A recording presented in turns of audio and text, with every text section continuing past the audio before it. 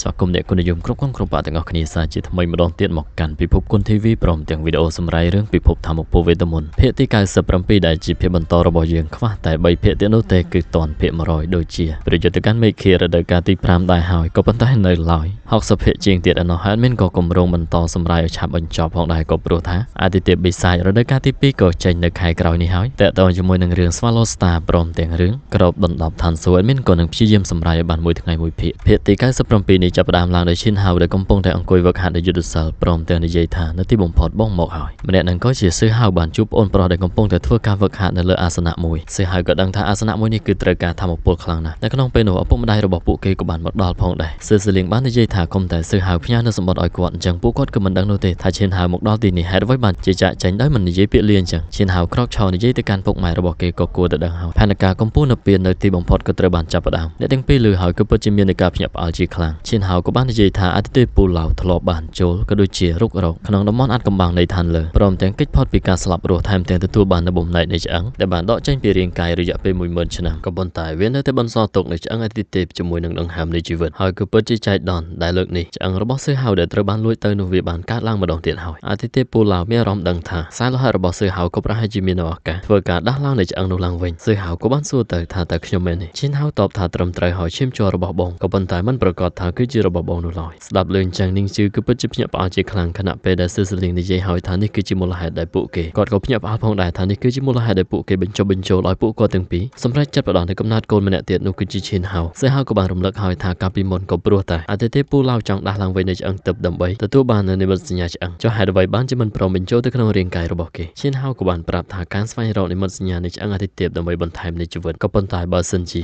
ខ្សែលោហិតរបស់អតិថិពត្រូវបានរលាយបាត់គឺគ្មាននៅអ្នកបន្តវេនទៀតនោះឡើយបើសិនជាមិនបានធ្វើវាដោយត្រឹមត្រូវគឺច្បាស់ជាត្រូវបានបំផ្លាញសឺលៀងក៏បាននិយាយហើយថាគេគឺមិនចង់បន្ថយខ្លួនឯងតែបែរជាយកឈិនហៅមកបន្ថយជីវិតដើម្បីគេទៅវិញឈិនហៅក៏បានប្រាប់ថានិមិត្តសញ្ញាឆ្អឹងគឺអាចឲ្យគេយល់បានក៏ប៉ុន្តែបំណែកនៃឆ្អឹងទឹកមួយនោះក៏អាចធ្វើឲ្យកម្លាំងរបស់គាត់កើនឡើងឥតឈប់ឈរសឺហៅក៏បានប្រាប់ទៅកាន់ប្អូនប្រុសបើសិនជាគេបន្តព្យាយាមខិតខំប្រឹងប្រែងវឹកហាត់សមត្ថភាពក៏គង់តែនឹងកើនឡើងដូចគ្នាដែរហេតុអ្វីចាំបាច់ប្រើប្រាស់នៅរបស់បន្ថែមខាងក្រៅដែលវាគ្រោះថ្នាក់បែបនេះទៅប្អូននឹងក៏នៅតែតបថាបងប្រុសគឺមាននៅផ្លូវដែលជារបស់ខ្លួនឯងហើយគេក៏មានដូចគ្នាគាត់គឺមិនយល់នោះទេហើយមិនថាបើទោះបីជាយ៉ាងណាវាក៏មិនមែនជារឿងរបស់បងនោះដែរឲ្យសឺហៅមិនចាំបាច់បារម្ភនោះឡើយគ្មាននរណាម្នាក់នៅក្នុងឋានក្រមនេះដែលអាចប្រើប្រាស់វាបាននោះឡើយសឺលៀងដែលជាឪពុកក៏នៅតែនិយាយថាលៀបនឹងគ្រោះគឺសុទ្ធតែមិនអាចស្មានដឹងមុនឈិនហៅក៏តបថាបើសិនជាគ្រប់យ៉ាងគឺសុទ្ធតែងាយស្រួលដើម្បីសម្រេចបាននោះគឺច្បាស់ជាគ្មាននៅឱកាសដើម្បីលូតលាស់បាននោះទេជីវិតមនុស្សរស់នៅដោយគ្មានក្តីសង្ឃឹមក៏ព្រោះតែពឹងផ្អែកទៅលើភ័ព្វសំណាងមនុស្សម្នាក់ៗគឺអាចជ្រើសរើសយកនៅជោគវាសនាដែលជារបស់ខ្លួនឯងសឺហៅពេលនេះប្រាប់ទៅកាន់ឪពុកម្ដាយរបស់គាត់ពិភពលោកនេះវាគឺពិតជាធំធេងហើយប្អូនប្រុសគេដើរនៅលើផ្លូវរបស់ខ្លួនអញ្ចឹងហើយសឺហៅក៏មិនហាមឃាត់អ្វីនោះដែរបានប្រគល់នៅផ្លែឈើរន្ទះមួយទៅឲ្យគេនៅថ្ងៃណាមួយដែលឈិនហៅរៀននៅយុទ្ធសាស្ត្ររន្ទះគឺច្បាស់ជាមានប្រយោជន៍គេបានទទួលទុកនិយាយថាល្អខ្លាំងណាស់សឺហៅក៏និយាយថានៅទីនេះមានឪពុកម៉ែជួយកំដរប្អូនប្រុសនៅទីនេះគាត់ក៏ស្ងប់ចិត្តដែរសឺលៀងក៏បានសួរទៅកាន់ហៅ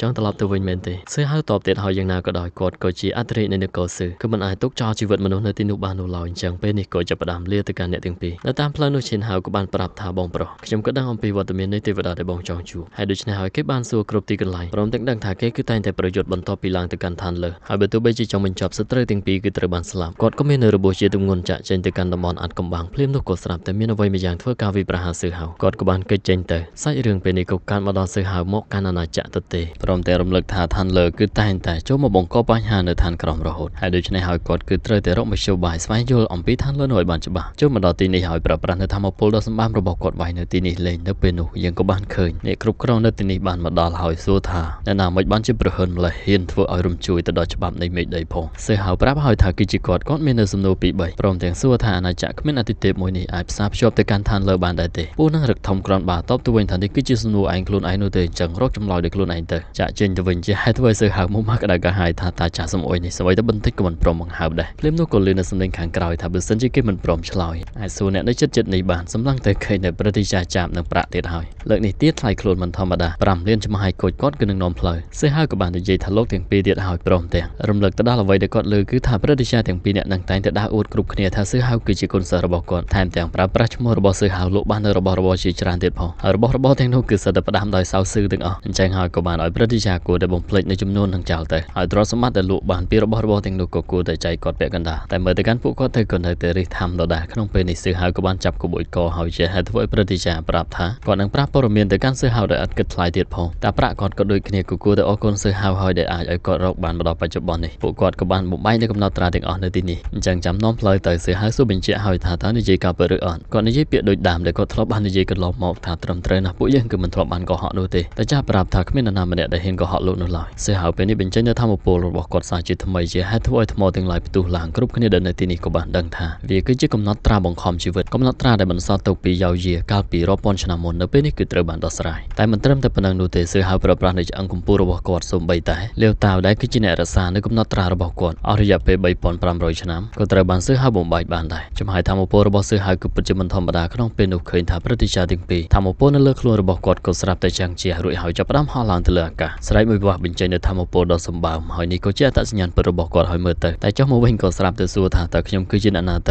ៅសើហៅក៏បាននិយាយថាអ្នកទាំងពីរតែបន្ទាប់មកគាត់ក៏ស្រាប់តែប្រែទៅជាតាចាស់កោងខ្នងឡើងវិញហើយសើហៅសួរថាតើប៉ុណ្ណឹងបានឬនៅគាត់ប្រាប់ថាបានហើយកន្លែងដែលសើហៅកំពុងតែស្វែងរកនោះគឺជាទីតាំងចុងក្រោយនៅក្នុងអាណាចក្រគ្មានអាទិទេពមួយនេះសើហៅបានសួរថាមិនបានជាមិនព្រមនិយាយតាំងពីដំបូងតែប្រាក់ក៏បានប្រាប់ថាដូចគ្នានោះទេបន្ទាប់ពីសើហៅបំបែកនៅកំណត់ត្រាទាំងអស់គឺច្បាស់ជាបានដឹងដោយខ្លួនឯងព្រឹទ្ធាចារ្យម្នាក់ទៀតប្រាប់ហើយថាពួកគាត់ក៏ទើបតែចាំនោះដែរជាហេតុធ្វើសើហៅងឹងឆ្ងល់ខ្លាំងណាស់ថាតើពួកលោកទាំងពីរគឺជាអ្នកណាឲ្យពិតប្រាកដទៅចម្លើយរបស់គាត់គឺថាអ្នកណាទៅដឹងបើស្វឹងដូចគ្នាបែបស្មោងក្រោយមកសើហៅក៏ត្រូវបាននាំមកកាន់ទីតាំងចុងក្រោយនៃអាណាចក្រគ្មានអាទិទេពតាប្រាក់បានប្រាប់ប្រាស់នៅធម្មពលរបស់គាត់បើកទ្វារឡើងដែលពោពេញទៅដោយចំហាយនៃធម្មពលនឹងតែចាប់ក៏បានប្រាប់ថានៅទីនោះគឺជាផ្លូវអាទិទេពសើហៅមិនទុកយូរនោះទេក៏បានដើរចូលទៅតែម្នាក់ឯងអ្នកដទៃទៀតសួរហើយថាតើពួកគេអាចចូលបានដែរឬអត់តែប្រាក់ប្រាប់ថាអាចក៏ប៉ុន្តែផ្លូវអាទិទេពនេះវាគឺពិតជាគ្រោះថ្នាក់ខ្លាំងណាស់អាចបានតែដើរមិនអាចហោះបាននោះទេហើយដើរខុសមួយជំហានគឺច្បាស់ជាត្រូវវង្វេងជារឿងរហូតតែចាប់ក៏បានប្រាប់ហើយថាបន្ទាប់ពីស្លាប់ទៅក៏ប្រហែលជាអាចវិលត្រឡប់ទៅកាន់ពិភពលោកពិតវិញក៏ប៉ុន្តែត្រូវការសម្រាប់អស់ជាច្រើនខែយកដៃទៅទះស្មាលឿនចឹងហើយពួកគេក៏មិនហ៊ាននោះដែរតែឡើយបើយើងមើលមកកាន់សើហៅបើទោះបីជាដំណើរផ្លូវនេះវាវែងឆ្ងាយយ៉ាងណាក៏ដោយក៏គាត់រត់មិនព្រមឈប់នោះទេរត់អស់ជាង80ម៉ោងឥឡូវនេះគឺពិតជានៅហត់ខ្លាំងមែនទែនបន្ទាប់ពីរត់អស់3ថ្ងៃនៅទីបំផុតក៏បានមកដល់ហើយនៅខាងមុខក៏ជារនាំងធម្មពលមួយសើហៅគិតហើយថាអាចទេវាគឺជាខ្លាំងទ្វារទៅកាន់ឋានលើតែខណៈពេលដែលយកដៃប៉ះធម្មពលនោះក៏បានរុញច្រានឲ្យថយទៅខាងក្រោយវិញដឹងថាគឺជាក្បួនហាមឃាត់បែបនេះសើហៅក៏មិនគួរសមនោះទេប្រើប្រាស់នៅធម្មពលរបស់គាត់ធ្វើការវាបំបែកចោលតែម្ដង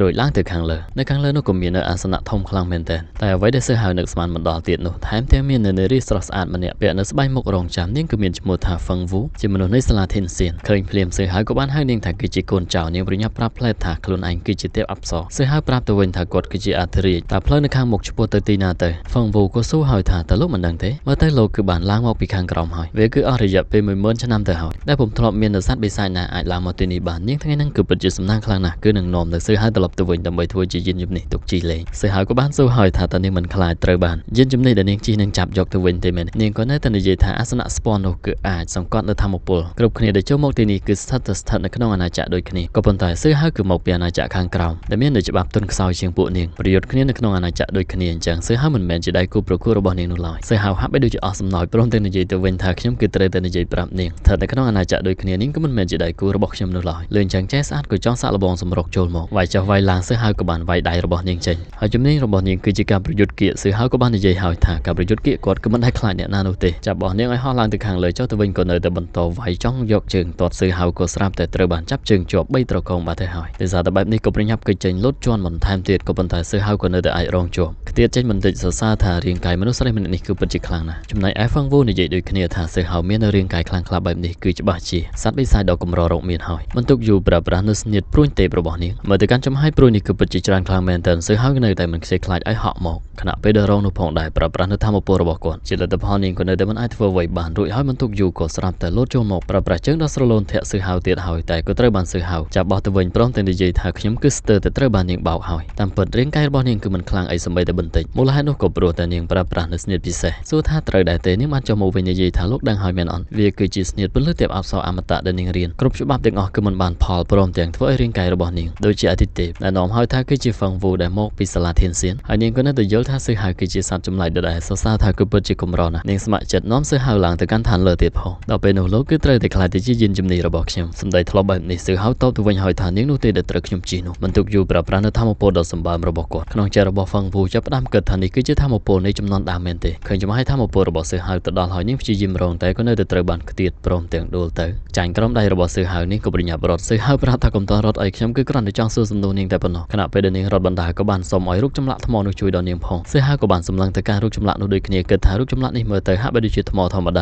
ាហើយក៏មិនអាចឲ្យនាងរត់គេចបាននោះទេសើហៅ ក៏បានចាប់ដៃនាងជាប់ទៅហើយប្រាប់កុំឲ្យនាងវាយអីព្រោះថាគាត់បានបិទនៅធម្មពលរបស់នាងរួចរាល់ហើយរំលឹកទៅដល់ពន្លឺដែលបានចេញពីថ្ងៃរបស់នាងមុននេះចង់ដឹងខ្លាំងណាស់ថាតើគឺជាស្និទ្ធសម្ងាត់អ្វីដែលនាងវឹកហាត់ទៅហ្វឹងយូសួរហើយថាចង់បានព័ត៌មានពីខ្ញុំមែនទេយកសពទៅហើយសើហៅថាគឺជាបិសាចដ៏កំណាចខ្ញុំព្រមានលោកខ្ញុំហ្វឹងយូគឺជាទេពអប្សរសាលាខាងក្នុងនៅក្នុងថ្ងៃអនាគតគឺច្បាស់ជាសងសឹកសើហៅវិញរួចក៏បានរលាយបាត់នៅសល់តែដាវមួយសើហៅក៏ងឹងឆ្ងល់ហើយថាតើនេះត្រឡប់ទៅកាន់ពិភពពិតវិញដោយផ្ទាល់បែបនេះរអ៊ូថាសយមែនតែមិនបានព័ត៌មានអ្វីតទៅសោះថែមទាំងបង្កាសនៅសត្រូវថែមមិនថាយ៉ាងណាសើហៅក៏មានតែបំភ្លេចវាចោលរួចហើយធ្វើដំណើរបន្តដោយឡែកពេលនោះក៏បានមើលទៅកាន់រូបចម្លាក់នៅឃើញមុននេះបន្តិចដែលហ្វឹងវូសូមឲ្យរូបចម្លាក់នេះជួយអញ្ចឹងហើយគាត់ក៏គួរតែសាកល្បងពេលនោះប្រើប្រាស់នៅល្បឿនដ៏លឿនរបស់គាត់សម្រុកចូលទៅក៏ដូចជាទាត់នៅអ្វីមួយយ៉ាងឲ្យទៅកាន់រូបចម្លាក់នោះឃើញថាមិនអីសើហៅក៏កាន់តែងើឆ្ងល់ថាតើវាគឺជារូបចម្លាក់ទេមែនទេនៅក្នុងពេលនោះក៏ស្រាប់តែមានមនុស្សពីរនាក់ដើរចូលមកដល់ទៀតហើយសួរថាណែតើអីគឺជាអ្នកណាទៅហើយអ្វីបានជាកាន់នៅអាវុធរបស់ហ្វឹងវូចឹងសើហៅប្រាប់ថានាងគឺជាអ្នកឲ្យយើងដោយខ្លួនឯងនោះទេនាងថែមទាំងនិយាយទៀតថានាងគឺមានមិត្តភក្តិច្រើនណាស់នៅទីនេះអាចប្រាប់យើងបានបើសិនជាពួកឯងចង់សួរអ្វីនោះភ្លេចខ្លួនតែបន្តិចសើហៅបង្ហាញខ្លួននៅក្រៅខ្នងរបស់ពួកគេវាយឲ្យសន្លប់បាត់ទៅហើយដែលទាំងពីរដឹងខ្លួនឡើងវិញក៏បានហៅសើហៅដូចជាហ្វឹងវូអញ្ចឹងថាគឺជាបិសាចដ៏កំណាចតើចង់បានអ្វីទៅ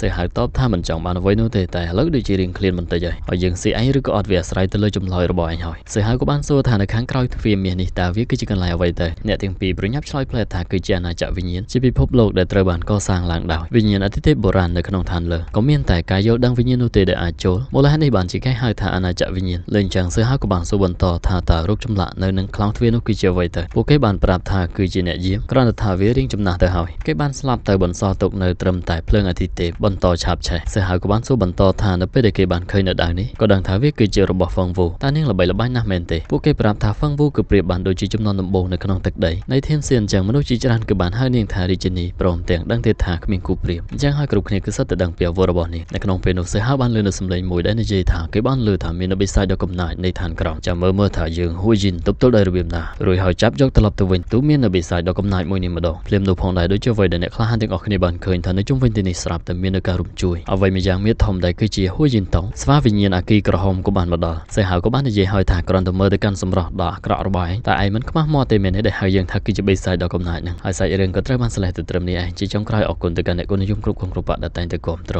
អធិស្ឋានសម្រាប់កំហុសខុសឆ្គងភ្នំមិនផ្លាប់បដោទឹកនៅទេហូជួបគ្នានៅក្នុងពិភពគុណបាយបាយ